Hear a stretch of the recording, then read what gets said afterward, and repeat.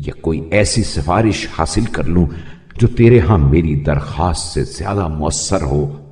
اور اس طرح تیرے غضب سے نجات کی دستاویز اور تیری خوشنودی کا پروانہ حاصل کر سکوں۔ اے اللہ، اگر تیری بارگاہ میں ندامت و پشیمانی ہی توبہ ہے تو میں پشیمان ہونے والوں میں سب سے زیادہ پشیمان ہوں، اور اگر ترک معصیت ہی توبہ و انابت ہے تو میں توبہ کرنے والوں میں اول درجے پر ہوں، اور اگر طلب مغفرت گناہوں کو زائل کرنے کا سبب ہے تو مغفرت کرنے والوں میں سے ایک میں بھی ہوں۔ خدایا، جبکہ تو نے توبہ کا حکم دیا ہے اور قبول کرنے کا ذمہ لیا ہے اور دعا پر آمادہ کیا ہے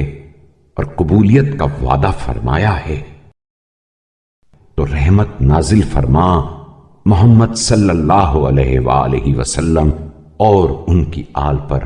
اور میری توبہ کو قبول فرما اور مجھے اپنی رحمت سے نا امیدی کے ساتھ نہ پلٹا، کیونکہ تو گناہگاروں کی توبہ قبول کرنے والا اور رجوع ہونے والے خطاکاروں پر رحم کرنے والا ہے۔ اے اللہ، محمد صلی اللہ علیہ وآلہ وسلم اور ان کی آل علیہ السلام پر رحمت نازل فرما، جس طرح تو نے ان کے وسیلے سے ہماری ہدایت فرمائی ہے۔ تو محمد صلی اللہ علیہ وآلہ وسلم